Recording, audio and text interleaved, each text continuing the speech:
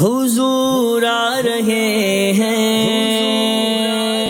जनाब रिसालत माब सल्लल्लाहु ताला अलैहि वसल्लम अल्लाह जा प्यारा आखिरी नबी सल्लल्लाहु ताला अलैहि वसल्लम दुनिया में फ़ज़ल ऐं रहमत बणिजी तशरीफ़ खणी आया ऐं यकीनन अल्लाह जी रहमत नाज़िल थियण जो ॾींहुं ख़ुशी ऐं मुसरत जो ॾींहुं हूंदो आहे।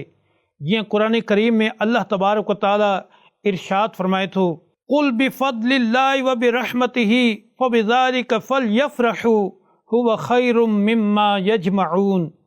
तर्जमे कंज़ुल ईमान, तू फरमाए अल्लाह अज़्ज़ व जल जे फ़ज़ल ऐं संदसि रहमत ते जुगाए त ख़ुशी कनि ऐं इहो इन्हनि जी समूरी धन दौलत खां वधीक बहितर आहे।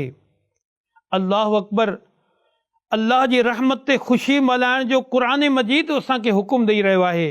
असांजा प्यारा आका मदीने वारे मुस्तफ़ा सल्लल्लाहु ताला अलैहि वसल्लम खां वधीक बि का अल्लाह ताला जी रहमत आहे। ॾिसो मुक़द्दस क़ुरान ही साफ़ साफ़ ऐलान करे रहियो आहे, वमा अरसलनाक इल्ला रहमतल लिल आलमीन। तर्जमे कंज़ुल ईमान, ऐं असां तोखे न मोकिलियो पर रहमत समूरे जहाननि जे वास्ते। सिंधी सोशल मीडिया पेज खे लाइक कयो, फॉलो कयो ऐं शेयर कयो।